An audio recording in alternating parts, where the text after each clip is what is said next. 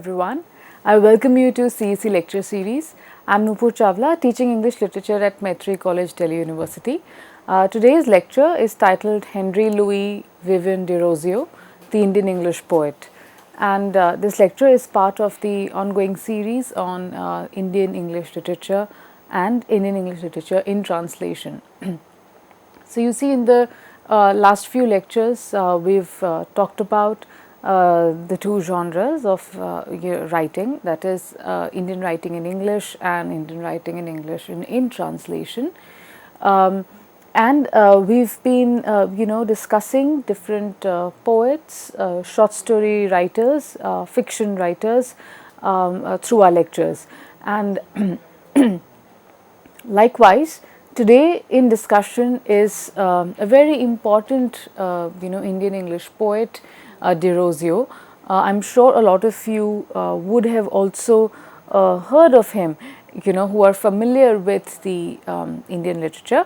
But let's get to know a bit more about the poet, and today we'll also discuss, as time permits, two poems by this poet. So you see, Derozio was actually born in Calcutta in 1809, which means that he's a 19th century poet, right? Pre-independence. Now, what also distinguished Derozio was that he was an idealist and a visionary.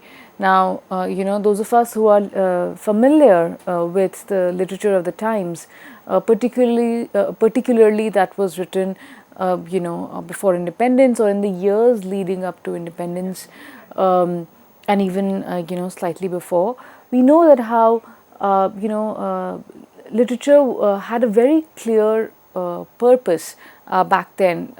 19th century, the moment we think of that, what comes to mind are the reform movements, right?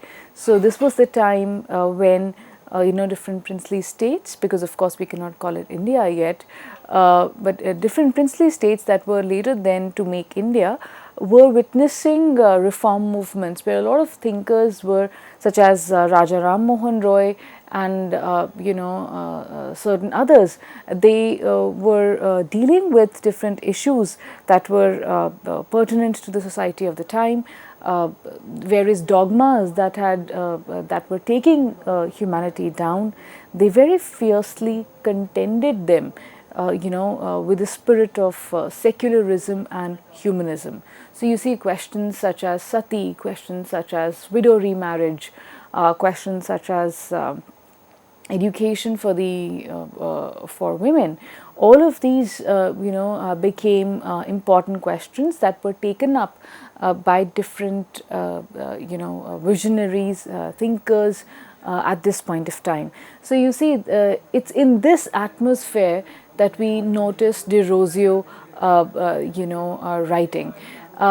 Now, what we must also know is that Derozio actually started writing poetry quite early in life when he was in his teens, and his first sonnet was in fact written in 1822, which is early 19th century, and was called Sonnet to Night, and which was published in the India Gazette and was famous for the elegant poetic style, a sense of rhythm and evocative phases. Now, if you notice that even the poems that we're going to discuss today, you're going to look at this lyricism, which is evident even in the later poetry as well. Now, you see, at a very early age of 17, Derozio also became an instructor at Hindu College, and he held discussions with his students inside and outside the classroom. Now, you see, when we think of Derozio, one term always comes to our mind, that is the Young Bengal movement. But before we get to that, let's understand that this another very important aspect of Derozio as a poet and as a thinker, that while he was teaching at Hindu College, he would have these sessions of discussions with students, both inside and outside the classroom. So he was very much in touch with them, directly impacting them, their thoughts, energizing them with the right ideas. So that was a very, very important contribution of Derozio during his intellectual life, right? So we'll of course go on with the discussion of the poet, but let's just also take a look that, we have a portrait of Derozio here that you can see on your screens. So he was born in 1809 and was around only till 1831. So we see that how he lived a short life, and yet in that short span, we see that he did some, he produced some really, really influential piece of literature. Now, as I just now mentioned a while ago, that Derozio is actually known for his association with the Young Bengal movement. Now, what exactly is that? I know that this is a term which is familiar to a lot of us, but well, what do we imply when we use this term? So you see now, Young Bengal movement was actually a cultural, political phenomenon that was started by his former students in the first half of the 19th century. We see that it's a cultural and a political phenomenon, right?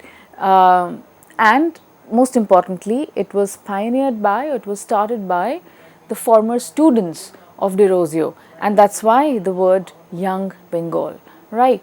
Now, what was this movement all about? Yes, it was political. Yes, it was also cultural, because it gave rise to very, distinctive kind of writing as well.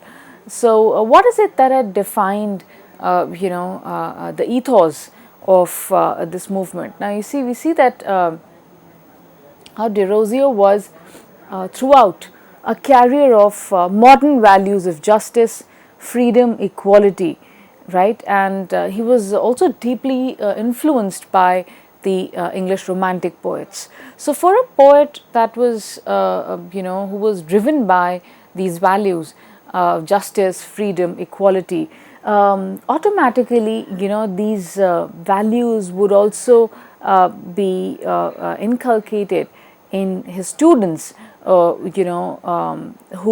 then also established the young Bengal movement. So we understand that how these were the values that urged the youth to express themselves and take up the cause of freedom, modernity, and also equality, right?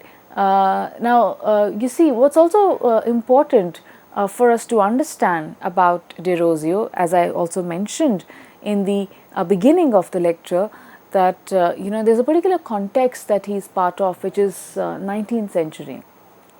And as I said that 19th century was defined by the the reform movements, right? So what we say is that he was actually courageous enough to criticize the social practices. In fact, as you can see, he also wrote a poem, Abolition of Sati, in 1829, and he also criticized various beliefs, religious beliefs. You see, even though he was considered an Anglo-Indian with mixed Portuguese descent, he considered himself to be an Indian, right? So despite his mixed parentage, despite his mixed Portuguese descent, yet he called himself an Indian.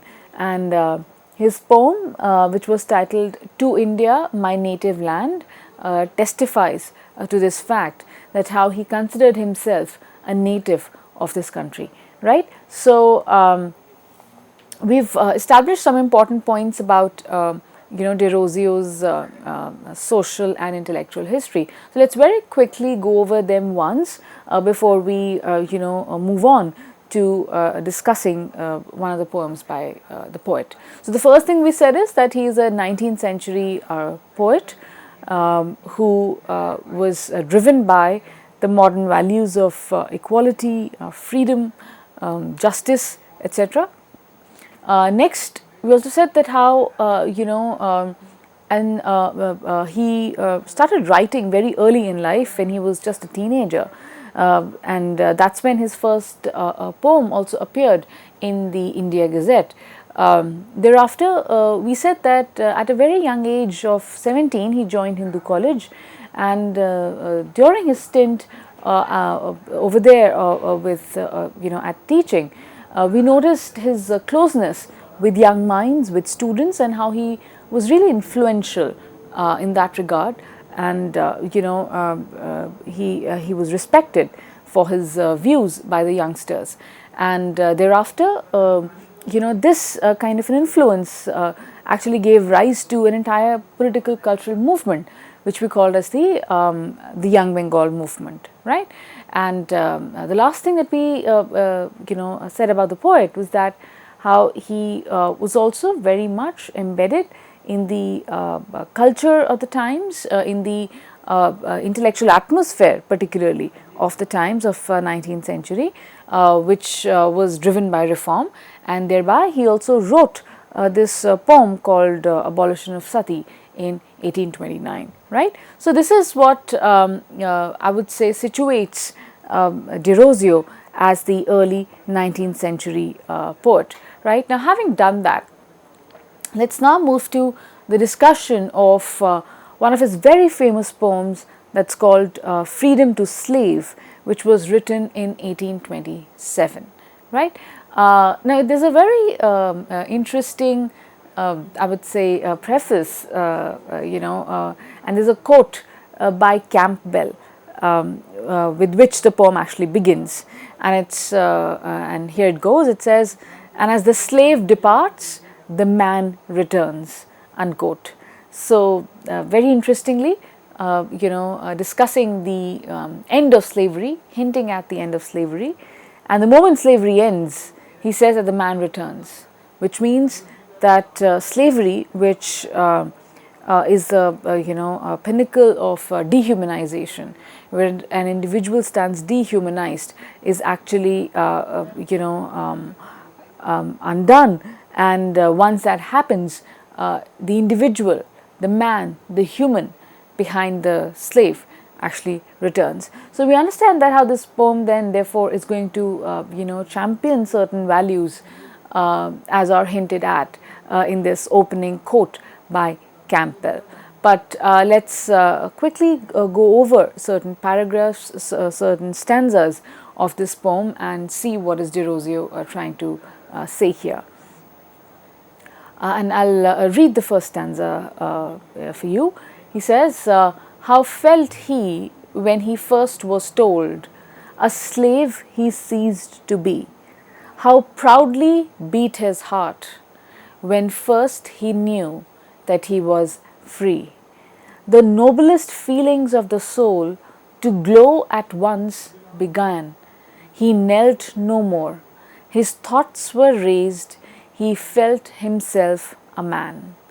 So, you see right at the outset, the poetic voice here is actually describing the moment when a man is actually declared free of slavery, right? How did he feel? What were the thoughts? What were the emotions that were felt by the person? Are very sensitively brought out here. It says how proudly beat his heart. So, the first experience is that of pride. Now, one might wonder that when an individual is released or is relieved from slavery, should they be proud or should they be feeling a sense of relief? But Derozio says that he proudly beat his heart. So, what does it indicate? It indicates a kind of a victory, that the person has had to fight for this release, for this freedom. It has not come easy.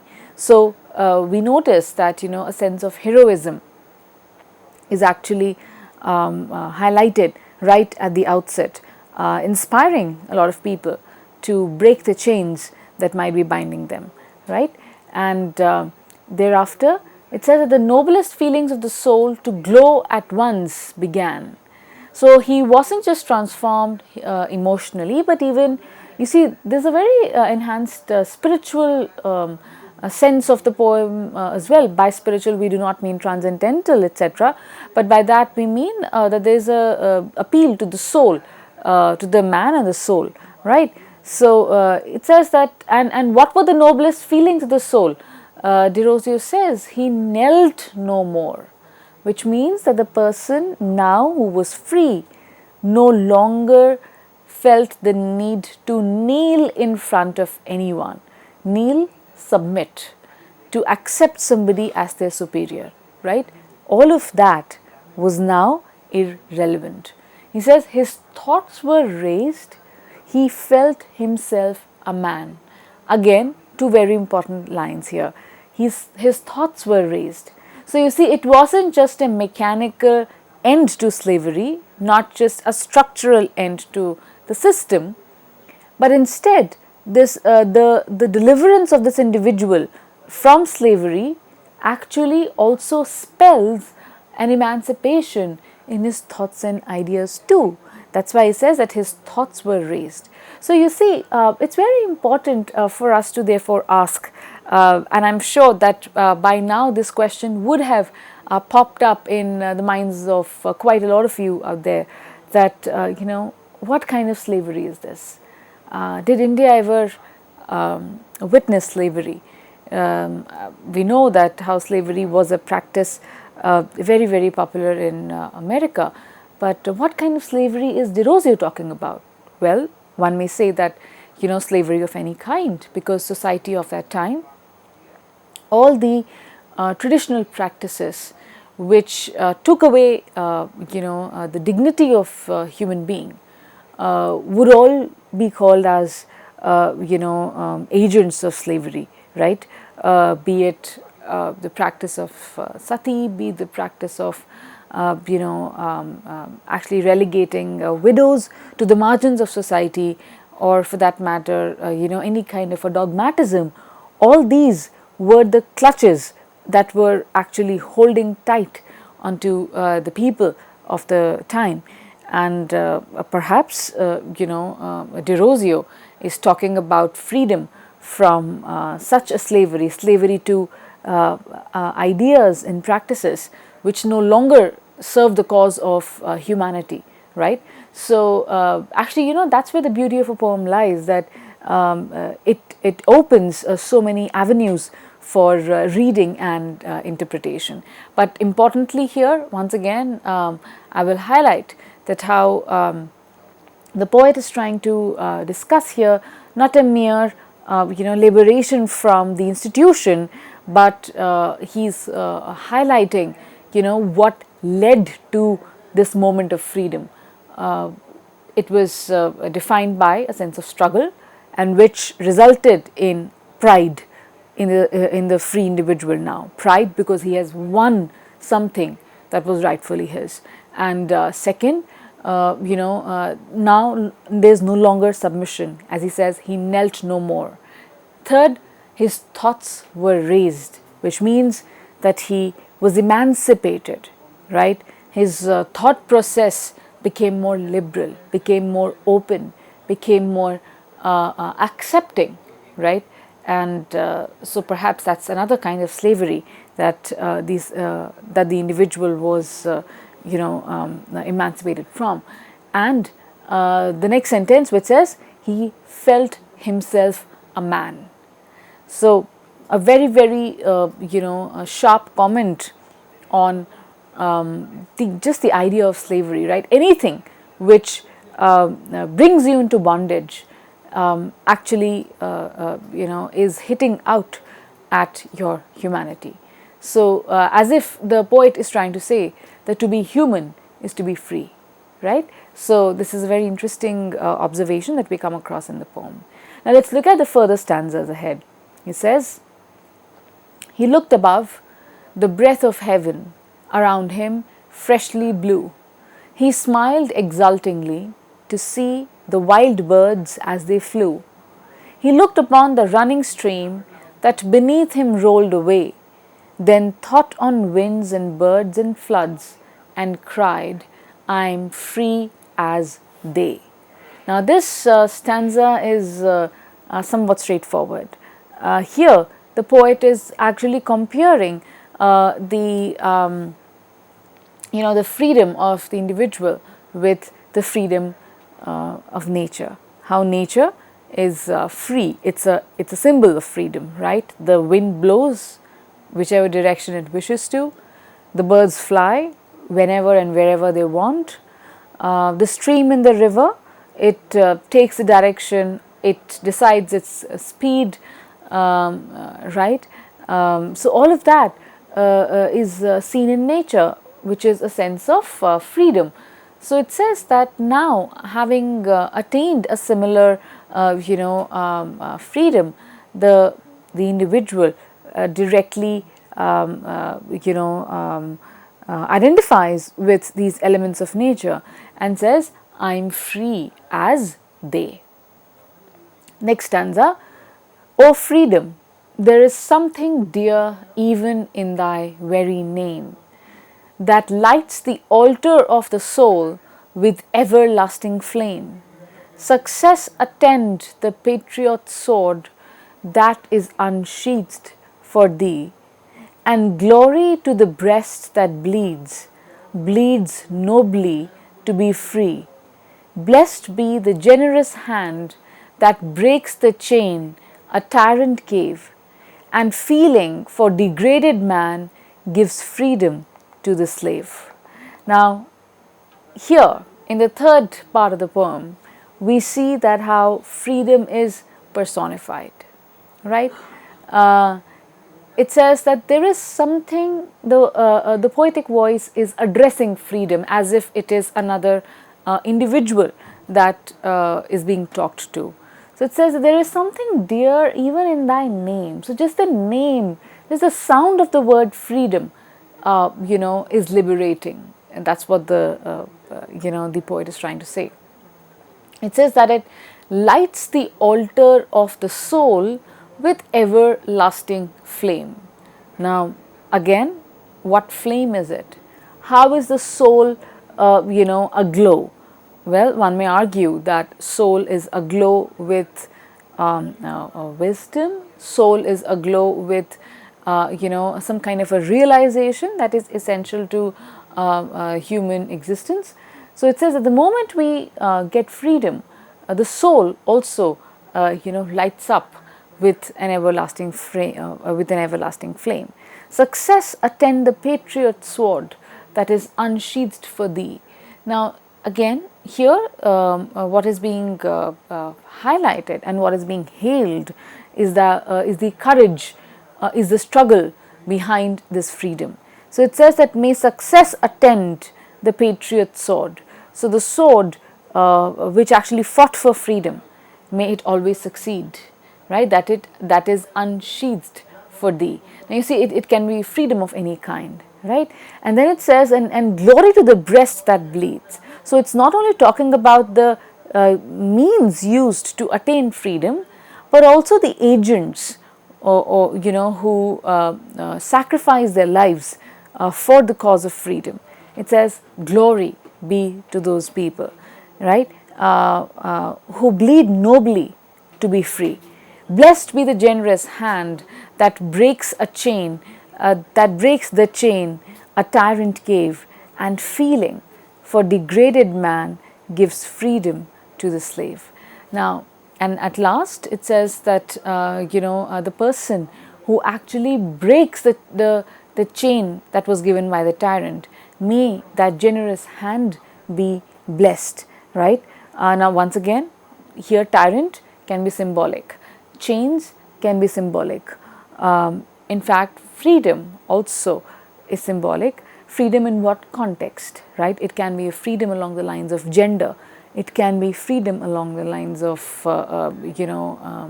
social status, along the line of religion. It can be freedom of any kind. But we notice here, that four important points are touched upon by Derozio in the poem. First, he highlights the liberation and emancipation as a key to human dignity, right?